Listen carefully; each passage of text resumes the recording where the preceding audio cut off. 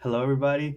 Welcome back. I'm going to be talking in this episode about episode three of the series, The Ones Who Live.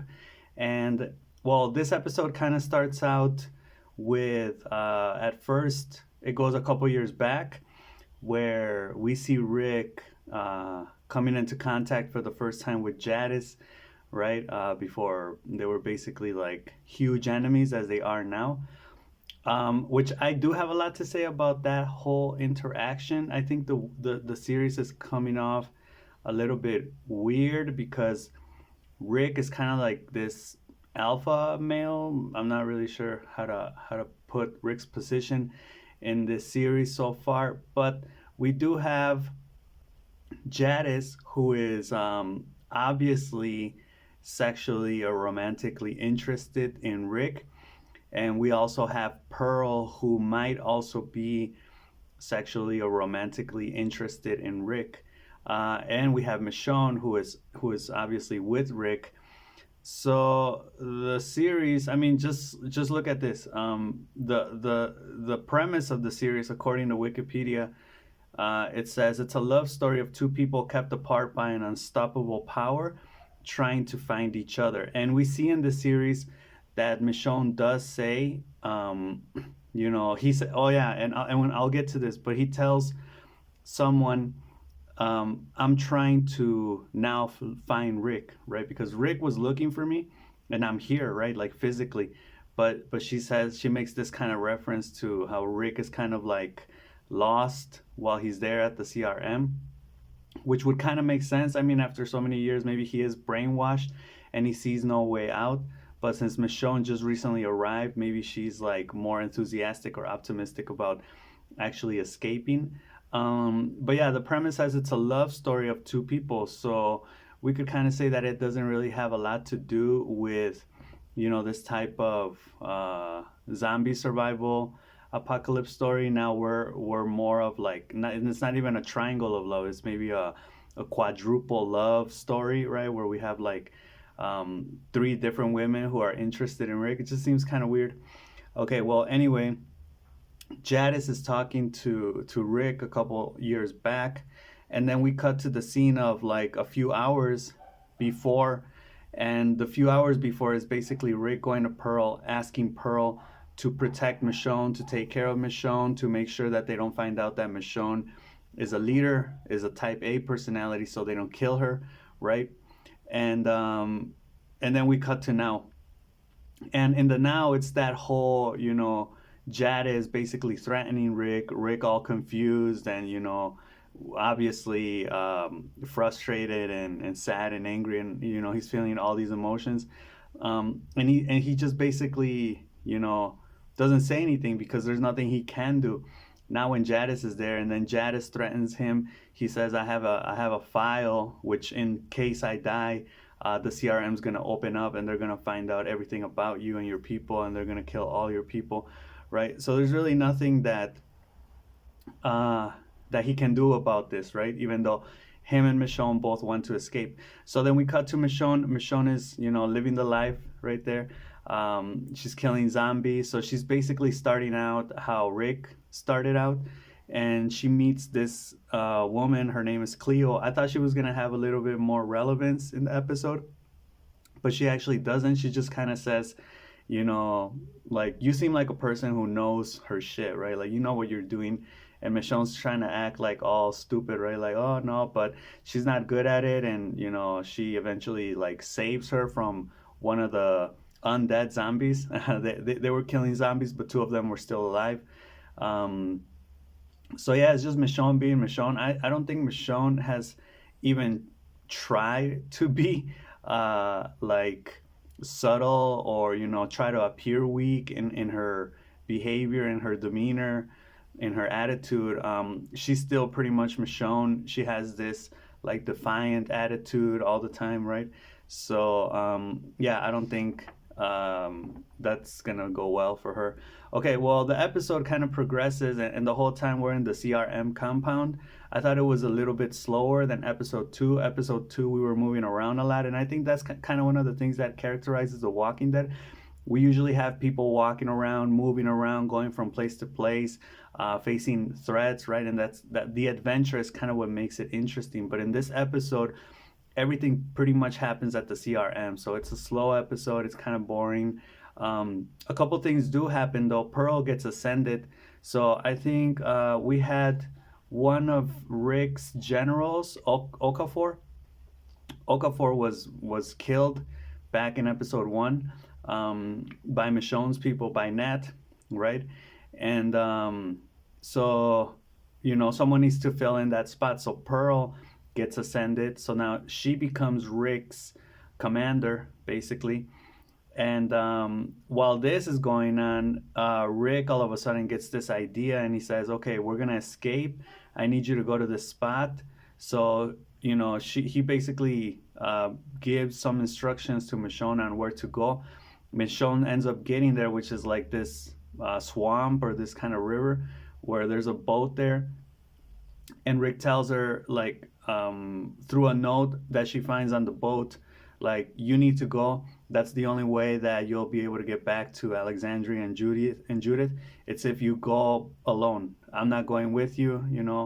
And he basically stages everything so to try to make it seem like he was there dead. Like there's this body there with his type of uniform, and I don't think Michonne fell for it. I'm not even really sure if that was Rick's intention, but he does meet Jadis after that, and he tells Jadis, like, Michonne's gone, and the people here are gonna think that she died because I made it look like she died. Or I think that was actually Michonne. That was supposed to be Michonne's body, right? Like in the swamp. So he tells Jadis this, and he tells Jadis, like, you need to make sure that you're in the investigation team, and basically say, yes, that's Michonne. I confirm. So then, after that, Michonne's still there.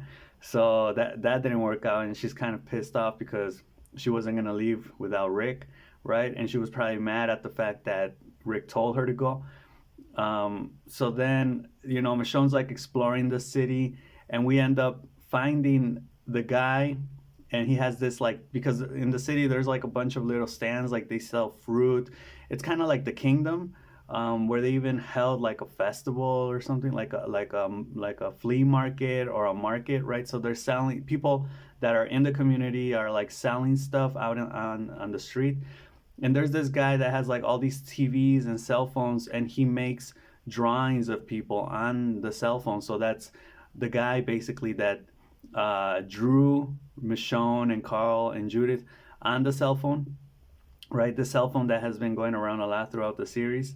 And like, I felt like that was that conversation was basically a reference to Michonne's journey in episode 2. I thought that was pretty cool because she's figuring out whether she should give up, right? Which was actually Nat's, like, narrative in episode 2, right? Like, you need to know when to quit, and the other guys that Michonne was with in episode 2.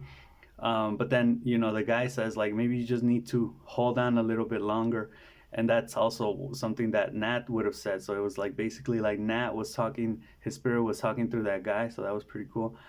And yeah, so after that, it's kind of interesting because Okanov, yeah, am I saying that right? Okafor took Rick and Pearl to this, like, I think it's kind of like a rec stadium. And in it, he told them, like, are you guys down?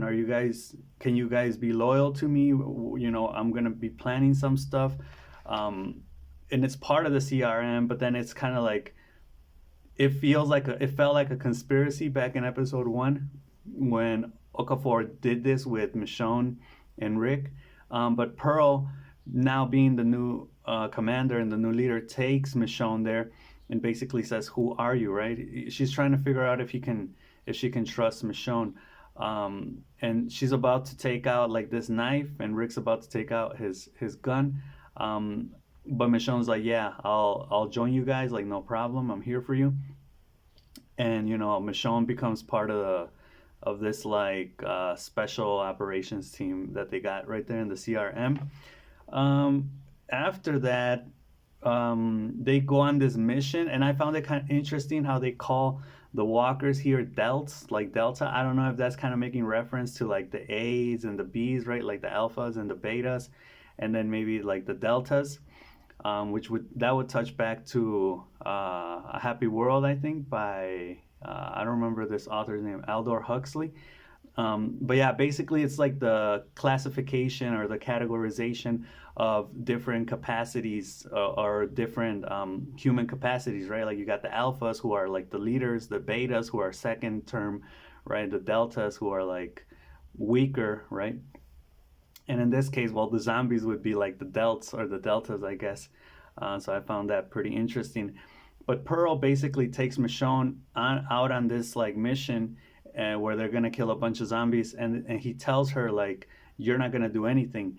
But then Pearl's like thing or machine or weapon that she was supposed to, carry out or roll out into the middle of like the forest in order for the zombies to go into this, to get close to this weapon, and the weapon, it's basically a bomb. It would explode, gets stuck, right? That thing gets stuck, and Pearl can't carry it forward. So Michonne takes it from there, and she, along with Rick, they work together and they bring it out, which I thought that was kind of like symbolic or representative of the potential that they have as a couple, right? And I thought at first Pearl did that to test Michonne, but I mean Pearl's kind of on Rick's side, right? So even if she may not like Michonne or doesn't trust her, she's still not going to do anything to her, because I mean she does try to kill her, I think, because she points to her at a given moment, but then Rick kind of like distracts her from doing anything. Um, but yeah, I thought that was gonna like test Michonne, but Pearl genuinely isn't ready for the position. So yeah, she gets all angry and she's like, yeah, Michonne, she has to basically like leave. She can't be on the team because she doesn't follow orders, and all these things.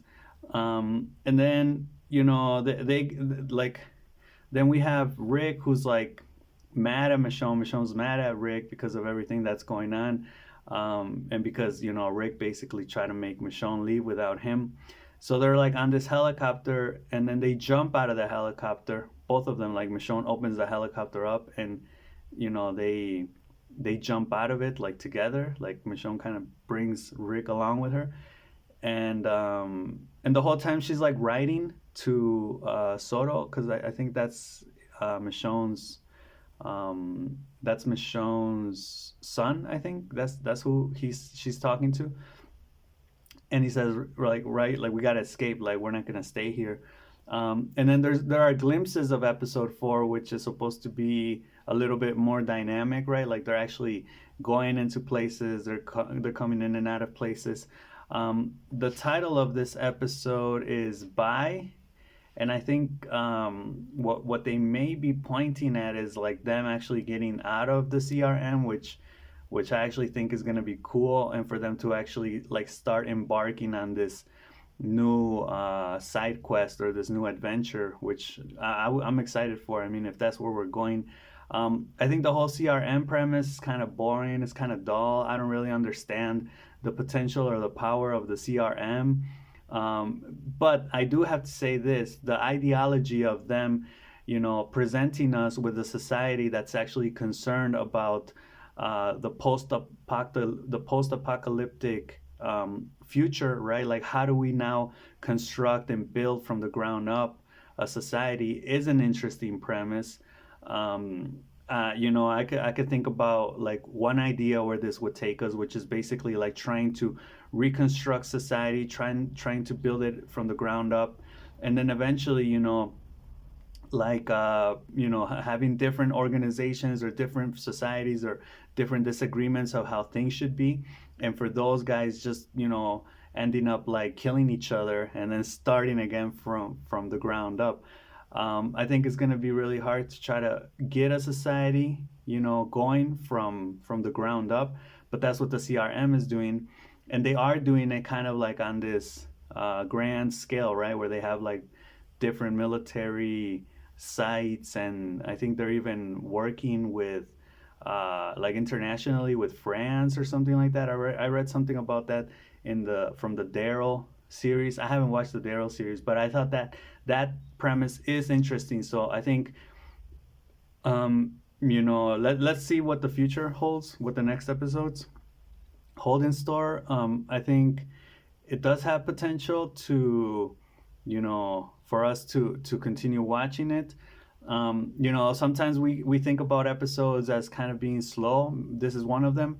There's not much to say about this episode in general, but I think from here, the only way is up. So that's all I got for this episode, and I'll see you guys next time. Peace.